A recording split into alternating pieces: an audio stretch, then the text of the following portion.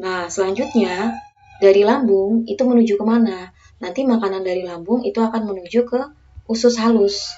Tapi nanti di dalam usus halus ini nanti akan terjadi pertemuan antara hati yang akan menghasilkan empedu, jadi nanti empedu akan menghasilkan sekretnya menuju ke usus halus, dan juga pankreas akan menghasilkan sekretnya menuju ke usus halus. Itu adalah hubungan antara lambung, usus halus, duodenum, hati, dan juga pankreas. Nanti mereka akan menghasilkan sekret yang membantu proses pencernaan makanan di dalam usus halus. Karena di sini ingat, hati sama pankreas hanya berperan sebagai kelenjar pencernaan yang menghasilkan sekret enzim saja, bukan sebagai saluran pencernaan. Jadi makanan tidak masuk ke dalam hati, tidak masuk ke dalam empedu, tidak masuk ke dalam pankreas, masuknya ke dalam usus halus. Nanti di dalam usus halus itu akan dapat kiriman dari empedu dan juga dapat kiriman dari pankreas, gitu ya. Jadi sebelum kita ke usus halus, kita bahas dulu tentang pankreas. Nah, ini pankreas. Pankreas itu adalah kelenjar pencernaan yang terletak di dekat lambung, di bawah lambung ya. Nah, pankreas itu dikenal sebagai kelenjar endokrin. Nah, kenapa disebut kelenjar endokrin? Karena dia bisa menghasilkan hormon yang hasilnya itu akan disalurkan melalui darah. Dan pankreas juga berperan sebagai kelenjar eksokrin karena dia menghasilkan enzim pencernaan yang akan disalurkan menuju ke usus halus. Jadi, pankreas itu memiliki banyak fungsi. Nah, di sini kapan sih pankreas akan mengeluarkan sekretnya menuju ke dalam usus halus? Jadi pankreas akan mengeluarkan sekretnya kalau usus halus sudah mensekresikan atau mengeluarkan hormon sekretin. Jadi sekretin itu seperti sinyal supaya pankreas itu mengeluarkan sekretnya untuk masuk ke dalam usus halus, membantu pencernaan di dalam sana. Nah, sekret pankreas apa saja? Yang pertama ada tripsinogen. Nah, tripsinogen itu tadi sama mirip kayak pepsinogen. Dia bentuk tidak aktif, dia harus diaktifkan dulu menjadi tripsin. Kalau sudah aktif, tripsin itu bisa memecah protein atau pepton menjadi asam amino. Nah, asam amino itu ukurannya sudah kecil dan dia bisa diserap oleh usus halus. Jadi, ingat kalau yang di lambung itu hanya terjadi pencernaan yang mengandung protein oleh pepsin. Jadi, pepsin merubah protein menjadi pepton. Belum kecil. Kalau tripsin merubah protein menjadi asam amino. Jadi urutannya pepsin bekerja baru tripsin. Yang kedua amilase. Amilase itu mirip yang seperti ada di dalam mulut pitialin ya.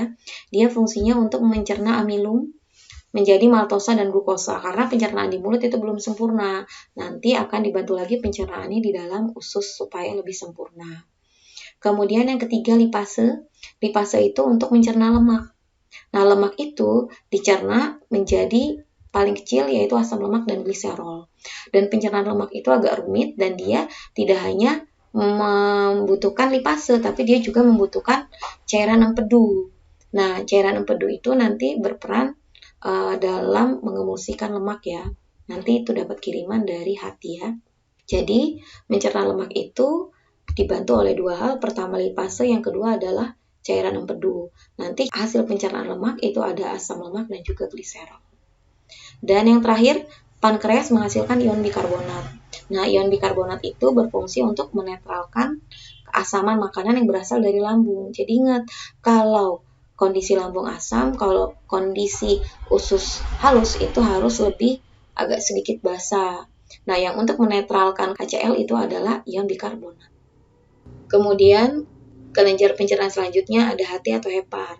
Nah, hati itu adalah kelenjar pencernaan terbesar di dalam rongga perut sebelah kanan kita ya. Sebelah kirinya lambung, sebelah kanannya itu adalah hati. Nah, hati itu dia berperan untuk menghasilkan cairan empedu. Empedu itu berasal dari mana? Jadi empedu itu berasal dari perombakan sel darah merah yang sudah mati atau sudah rusak. Jadi sel darah merah atau eritrosit dalam tubuh kita itu ada jangka waktu atau ada umurnya. Umurnya itu sekitar 120 hari.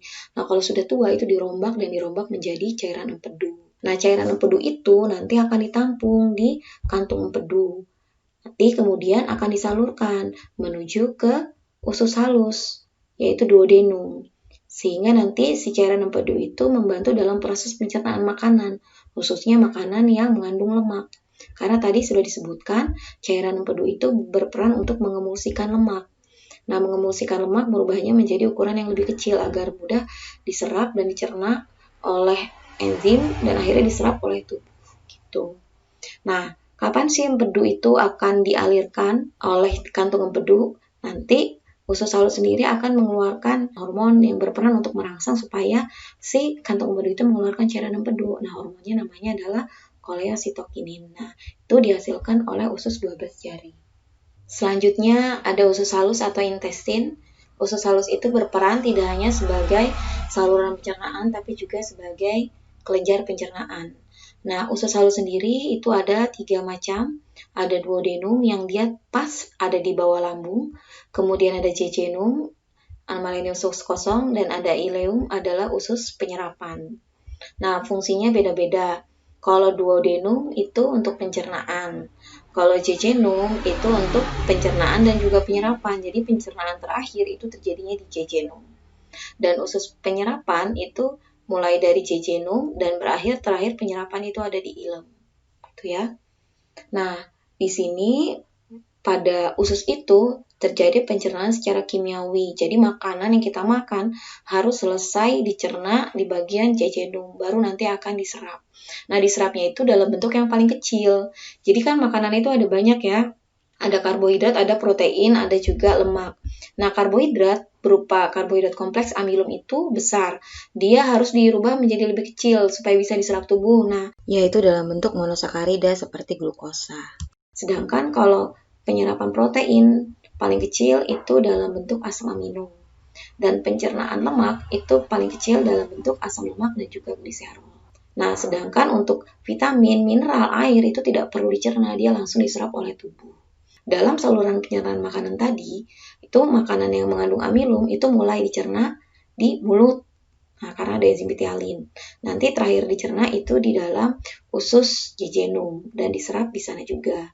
Kalau protein itu mulai dicernanya di lambung oleh pepsin, dicerna dan juga diserap di usus halus.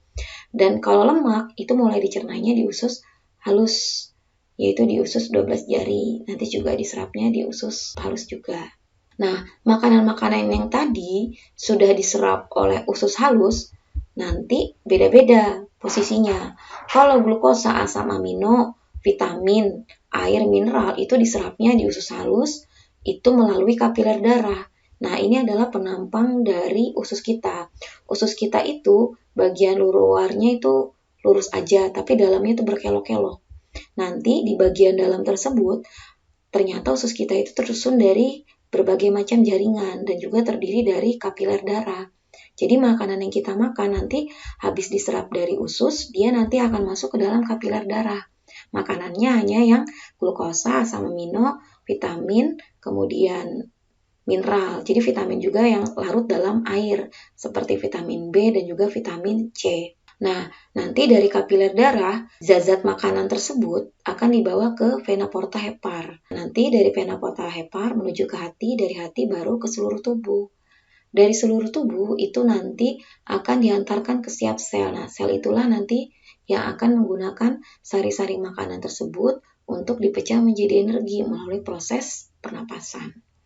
Nah, sedangkan kandungan makanan yang lain seperti asam lemak, kemudian gliserol, vitamin yang larut dalam lemak. Nah, vitamin yang larut dalam lemak itu ADEK ya, A, D, dan juga K. Itu dia bukan oleh pembuluh kapiler, tetapi dia nanti akan diserap ke pembuluh getah bening atau pembuluh kil. Nanti dia tetap akan bergabung di peredaran darah. Di sini bagaimana sih yang namanya usus yang tidak terlalu panjang tersebut bisa menyerap semua makanan yang dibutuhkan oleh tubuh kita. Jadi ternyata usus halus itu memiliki struktur bagian dalam yang berkelok-kelok. Nah, struktur dalam yang berkelok-kelok itu namanya adalah jonjot atau villi. Nah, jonjot atau villi itu menyebabkan luas permukaan dari usus halus bagian dalam itu menjadi lebih luas, sehingga nanti penyerapan sari-sari makanan menjadi lebih maksimal. Nah, kita lihat sekret usus halus. Di sini sekret usus halus itu kalau di usus 12 jari ada sekretin tadi yang merangsang pankreas untuk mengalirkan sekretnya menuju ke duodenum. Entorokinase, nah itu yang mengaktifkan tripsinogen menjadi tripsin dan juga bisa mengaktifkan erepsinogen menjadi erepsin. Kemudian koleositokinin yang dia berfungsi untuk merangsang kantung empedu mengalirkan cairan empedunya ke duodenum juga. Sedangkan jejunum, tempat pencernaan terakhir, itu menghasilkan erepsinogen yang dia mirip seperti tripsinogen, mencerna protein menjadi asam amino yang jadi lebih kecil lagi. Kemudian kalau jejunum itu untuk mencerna karbohidrat, yaitu ada maltase, laktase, dan juga sukrase. Jadi kalau maltase itu untuk mencerna maltosa menjadi glukosa dan glukosa. Kalau laktase untuk mencerna laktosa menjadi glukosa dan galaktosa. Dan sukrase untuk mencerna sukrosa menjadi glukosa dan juga fruktosa.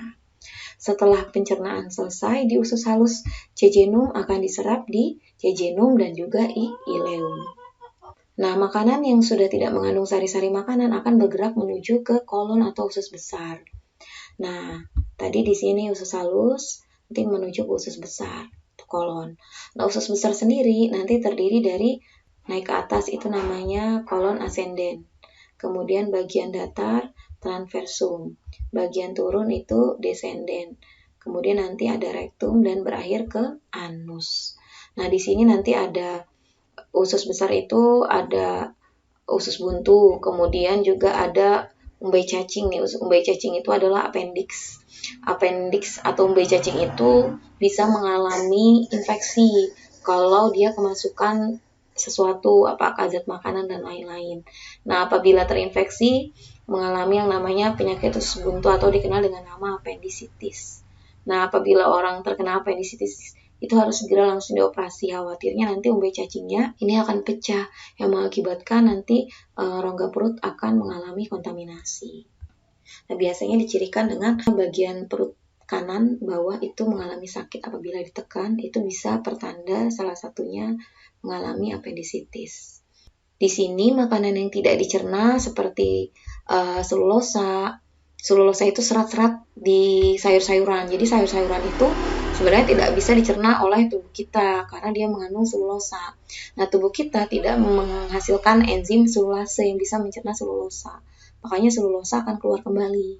Makanya seperti kayak kita makan kangkung, ya keluarnya bentuknya seperti kangkung lagi kalau kita menghaluskannya tidak halus. Karena memang kangkung itu tidak bisa dicerna oleh tubuh kita. Makan genjer juga sama. Nah, di sini ada nggak manfaatnya kalau kita makan makanan yang mengandung serat atau selulosa? Justru banyak. Selulosa itu ada termasuk ke dalam karbohidrat yang kompleks. Dia membantu dalam proses gerakan peristaltik di usus besar, sehingga nanti pengeluaran feses atau tinja itu menjadi lebih mudah. Jadi nanti feses ataupun tinja itu yang dihasilkan tidak terlalu padat, dia agak sedikit kompak ya. Nah, itu semua karena adanya serat atau selulosa yang terkandung dalam makanan yang kita makan. Dan dia juga bisa menyerap lemak-lemak atau kotoran-kotoran yang menempel pada dinding usus besar.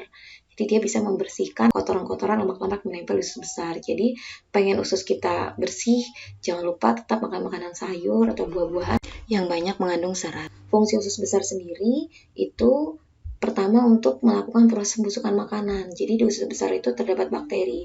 Bakterinya namanya adalah E. coli. Nah, di sini E. coli itu berperan tidak hanya dalam pembusukan makanan, tapi juga bisa membantu dalam proses menghasilkan vitamin K.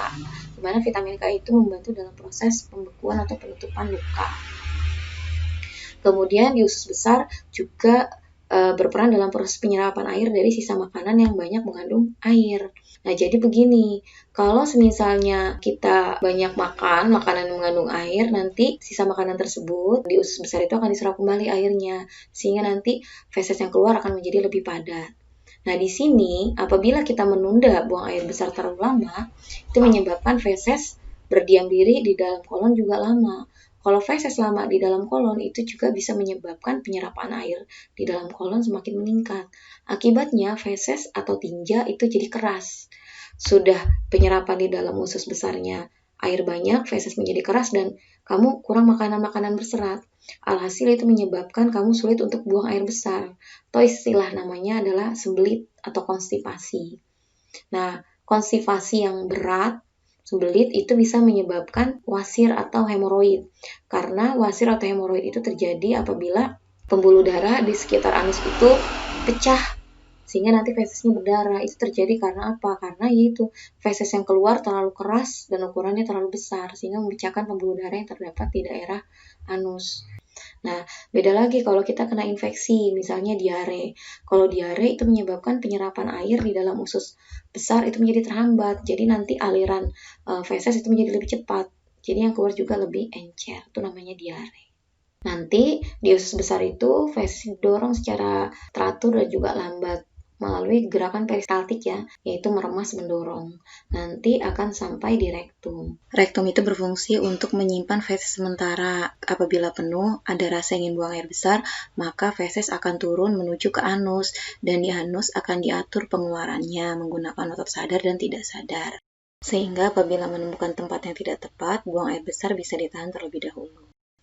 Nah, itu semua adalah tentang pencernaan makanan. Sekian dari saya, mohon maaf apabila ada kesalahan. Akhir kata saya ucapkan terima kasih. Assalamualaikum warahmatullahi wabarakatuh.